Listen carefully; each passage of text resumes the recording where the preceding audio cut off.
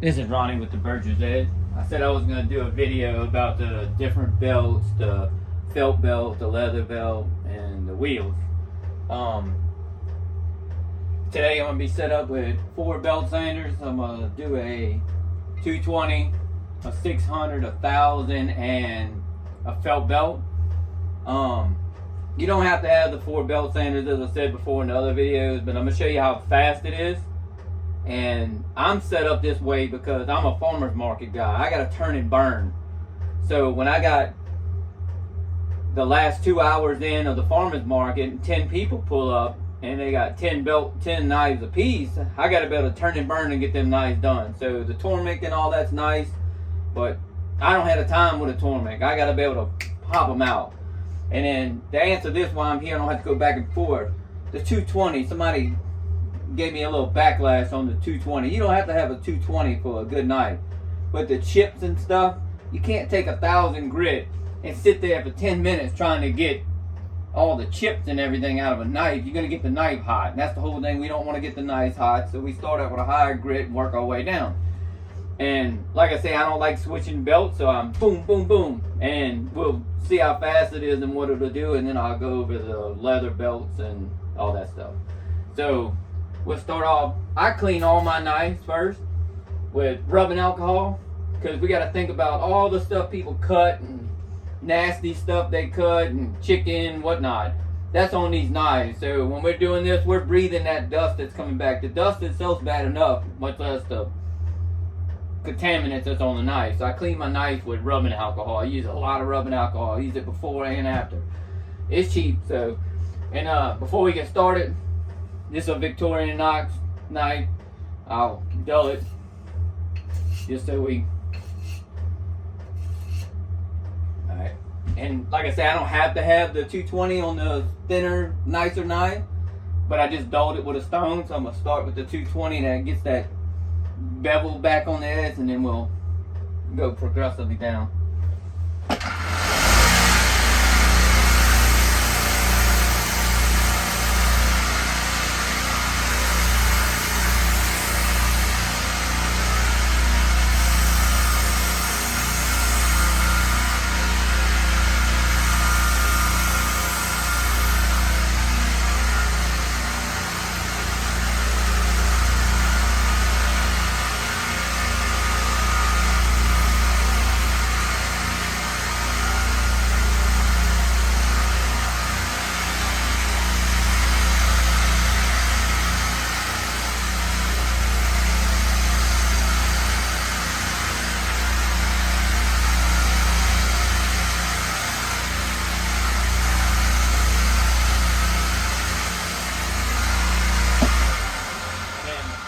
I use a little bit of rubbing alcohol to get the Joe's roots off.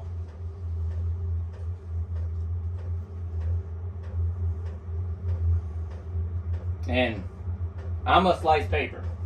I got a little backlash about that too, about the higher grits and splitting hair. I am not here to split hair. I'm here to make a knife sharp for the customer to use.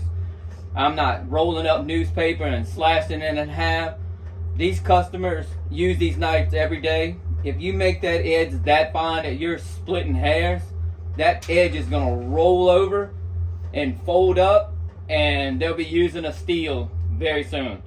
That's another thing. A steel and a hone and all, but a steel does not sharpen a knife. I see these people going back and forth. That's not sharpening a knife. That edge rolls over, they use a steel to fix it and correct it so a guy can sharpen it, or lady, whoever sharpens your knife. So it might look cool and all, but the steel's not sharpening a knife. I might get some backlash on that too, but it's not sharpening a knife, straightens the edge. So, you know, I don't have to split hair for them to use these knives. I'm saying that's plenty sharp enough. And a few years ago, when I first got into this, I got a guy had a setup. He had all his machines in the middle, like 8 machines in the middle of his little shop. And he did this, but he had people work for him, and they went around. That's what they did, from one machine to the other to sharpen knife. It was belt sanders. They sell them for $500-600. I'm not sure the name of the company, but that he was buying, and it's doing the exact same thing these are doing. And he told me we don't have to cut paper, we don't have to split hairs. If you take that knife and you hang it on your fingernail and it digs into your fingernail, that's plenty sharp enough. That's all the knife has to be. Now, my personal pocket knife is like a razor. Do I sharpen it every day? No, but I use it every day, and I take that leather wheel, and every now and then I'll run it on the leather wheel because I got two blades. I use one for zip ties and stuff, and this is my cutter, like when I wanted something nice to cut, you know, and I try to keep my knife nice. And that's another thing we got to tell our customers too. Some of them want this beautiful polished edge on these knives that the buffing wheels do. Well, you got to ask them what they're doing with their knife. If they're cutting zip ties, this polished edge is not cutting zip ties. It's going to be hard. When we buy a knife, you can see grind marks in it. That's the two wheels. When they make that knife and they run that knife through it, it makes grind marks to make that bevel. Well, when we feel it, oh man, that knife's sharp. It's not really sharp. That's a toothy edge. This is a polished edge. That toothy edge, when you go to cut something, a rope or whatever, it's actually sawing through that rope. This polished edge is a beautiful edge and sharp as ever to shave hair and all, just like your barber used to do on the leather. But if they cutting zip ties and using it for work, we don't want to get it too polished. So that's why in the other videos that I had, I was using a 4 or 6 and then a felt belt. But on these Victoria Knox knives I just cut the paper with, I was using the 1000 grit because that's what it was asked of. So we'll go, while we're here, go over the leather belt and the felt belt. So on the leather belt, great belt, I used them for years. This belt here is 5 years old. It's stressed out. I didn't want to keep buying leather belts, so I was looking into a new method.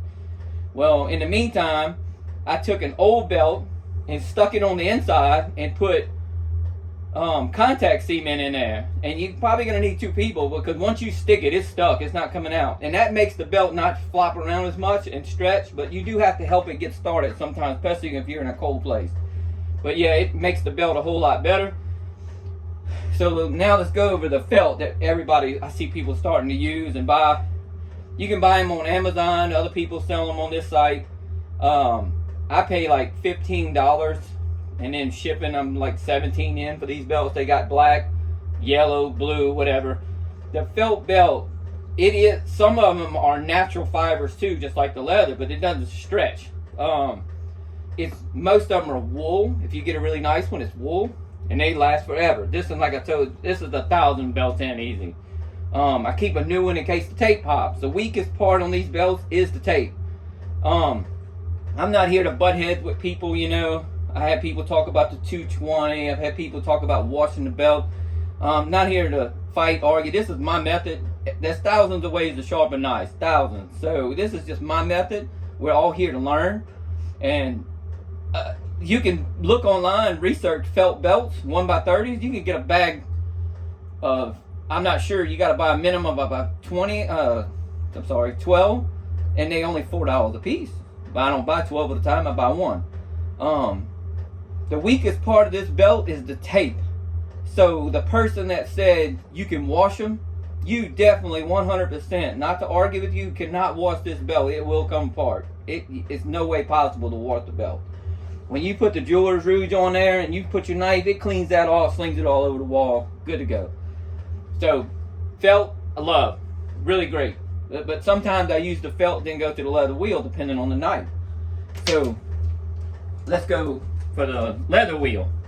This is the 8-inch leather wheel because all mine I have over here is 8 inches. I use the leather wheel for nicer knives like Benchmade, cases, the small pocket knives. It's a bunch of leather stacked together, and when that RPM turns up on that machine, it squishes together and makes just one wheel. Do I wish it was glued together? Yeah, but like I say, this was $87. The higher end ones are glued together. They cost a little more. You can ask them when you order them if they can get one that's glued together. And the guy, he worked with me before. He's a really nice guy, but he's an eBay guy. Do I know him personally? No. It comes with different sizes, so it'll fit any arbor. The one on my twice as sharp, I paid $38 for. It's a 5-inch wheel. So as soon as I bought the twice as sharp, I went ahead and ordered a leather wheel because they last forever. This is 10 years old. If you put it up against the one I bought a year and a half ago, it's exact same size. The only thing eats them up is when we do serrated knives, and I'll go over that in a minute too. When I do serrated knives, this is just my wrong knife. This is just my method. Like I say, there's hundreds of methods. Is it the right one or whatever? This is mine. This is how I do it. How you do it, I'm just saying, you could give it a try. I run mine. You got to go with the wheel going away from you, so edge trailing. And I run the wire. I use a brass wire wheel, and I run it just on this side, the scallop side. And then I run it on the back side of the felt belt, or the back side of the leather wheel going away from you. I know y'all saw in the videos, all my arrows go away from me except my grinder and the twice as sharp. I wish the twice as sharp was the other way, but I can't change that. Me personally, if I don't think a knife is good enough, I don't charge the customer. I've never had a complaint. Sometimes I give a knife that's plenty sharp enough, but if I wasn't satisfied with it, I don't charge the customer.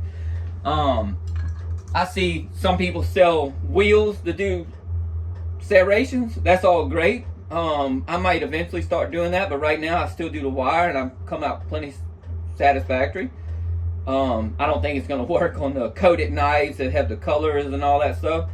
But the micro serrations, that's the only way I really know is the wire wheel to do them, you know.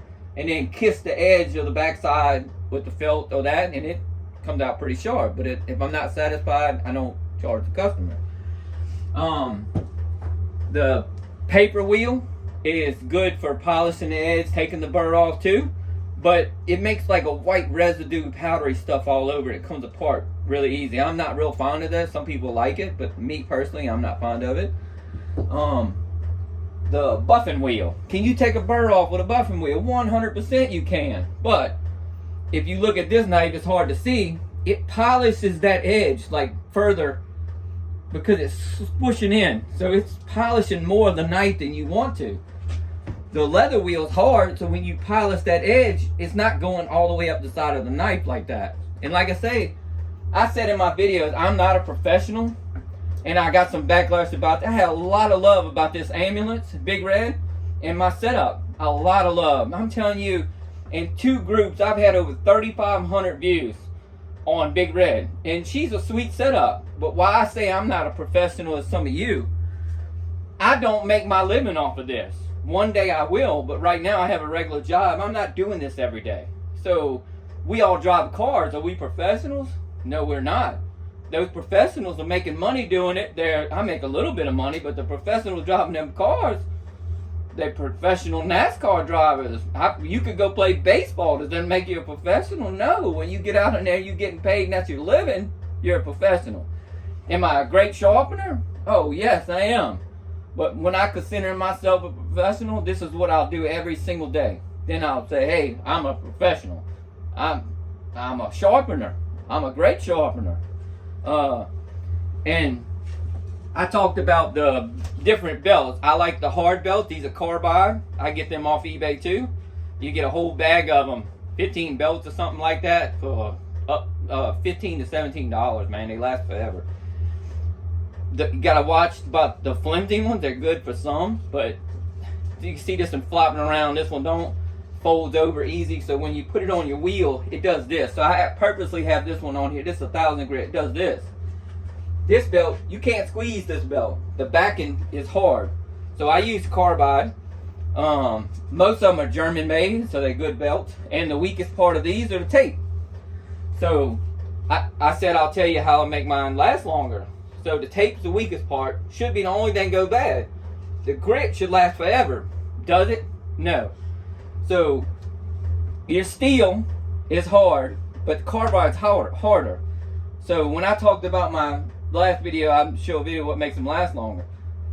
I go edge trailing, so the wheel or the belt is always going away from me.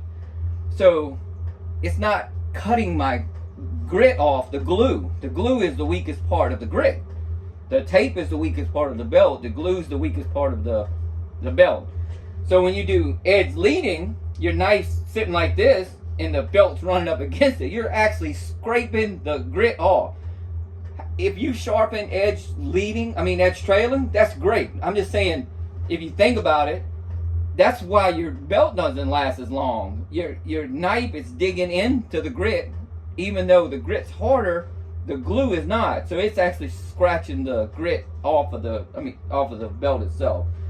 And then I said that mine lasts forever. Well, I don't know where I put the block at. My bad. Give me a second. Oh, right here. So this is a rubber block I got from Harbor Freight. I'm not affiliated with Harbor Freight. I don't promote them, nothing like that. I don't get anything for free. The belt sanders are cheap. The buffers are cheap. I don't use their belts. The belts, I ordered all my belts. But if you go halfway through your day and clean your belts, it takes all, you'll see when you barely touch it, all that dust comes off. And I know a lot of y'all already know this, but I'm just saying, we don't have, you see my belts the other day, I don't have a big pile of belts for 10 years of sharpening, thousands of knives. So all that is my method, and I hope I'm not missing something. I said I was going to talk about a lot of stuff. So, and like I talked about the air compressor, blow your machines out. They all Harbor Freight, so they are cheaper.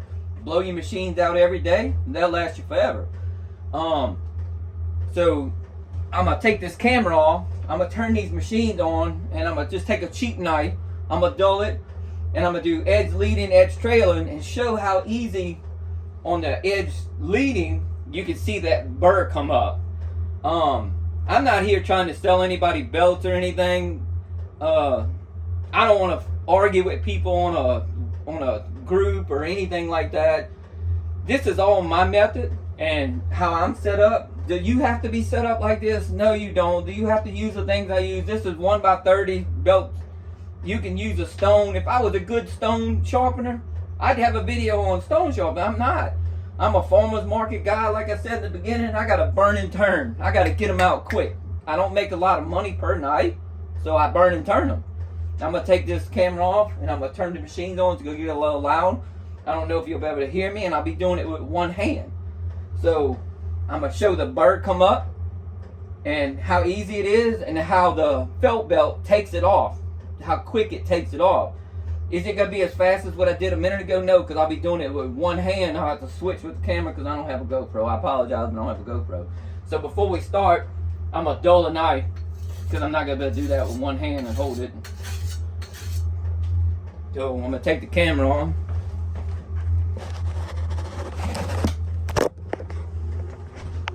I'm going to come over here, turn these machines on. I'm going to just do the 600, and I'm going to skip I don't have a light right now the way I'm set up because I don't use the other one that much, the one I had the 80 on.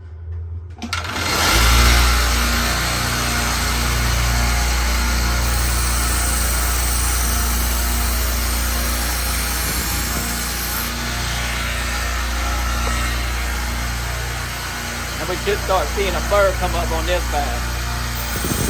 Now you can see that wire edge.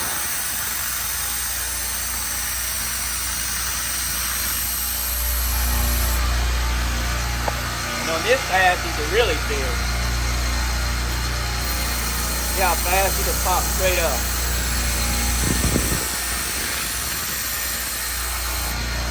And then go to a little bit finer, 1,000. You can see that burr pop right up.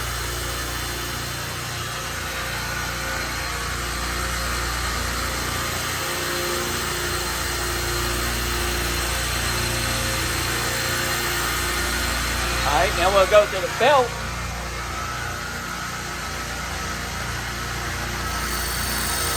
You can actually see it just wipe it away. Boom, gone that quick.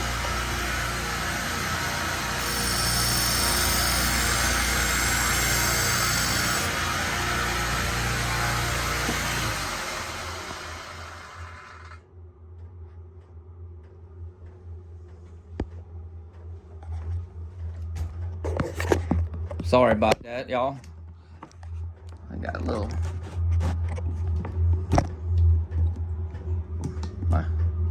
I have to get me, I can see right now, a GoPro eventually if I'm gonna keep doing these videos.